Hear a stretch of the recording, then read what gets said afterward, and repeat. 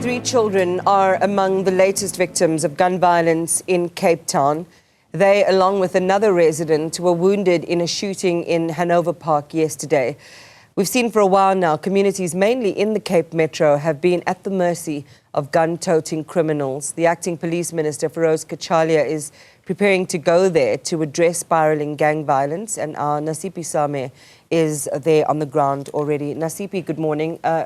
It's the same story, but a different headline all the time. We've had extensive discussions about the systemic causes of violence, the inability of a government to clamp down on these networks, and every week a new name to the plague of death and destruction in these areas. Talk to us about the expectations from the acting police minister and where we are, particularly in the aftermath of this latest shooting. Well, Iman, these communities on the Cape Flats are growing more and more. More names are being added to the list of communities that are plagued by gangsterism, with a flare-up of the recent wave of gang violence. And Hanover Park last night saw a flare-up of the gang-related shootings. And as you put it, 3 children and an adult were caught in the crossfire of the recent flare-up of gang shootings. And while police are yet to confirm, residents have informed us that the children were rushed to hospital last night, including the adult.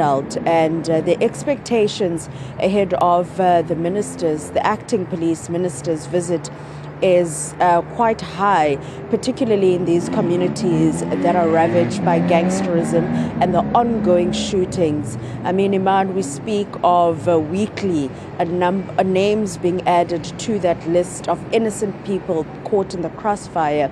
And just in the recent days alone, there's actually been quite a few children as well that have been caught in this crossfire. So the expectation is extremely high, taking into account that the conversation or the scourge of gang violence in the city of Cape Town, or rather on the Cape Flats, is nothing new. Many communities saying that it has been decades and decades of what we're currently seeing.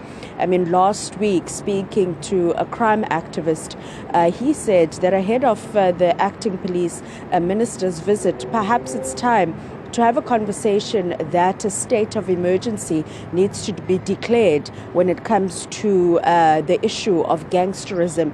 We're now talking about widespread gangsterism, not just Mitchell's Plain being the epicenter, but a number of other communities that have also been caught in the wake of this gang violence. And of course, Iman, this shooting falls at the backdrop of just Monday evening when we were with the Western Cape Police Commissioner in Lenteghe, Mitchell's Plain, where 19 firearms were recovered, 1,500 rounds of ammunition was also recovered there, stun grenade, silencer, including a shooting target. The police commissioner in the province saying to us that that targeter indicates, or rather gives a weight to the victims that they've seen in the recent weeks, that they were been shot in the upper body or in the head.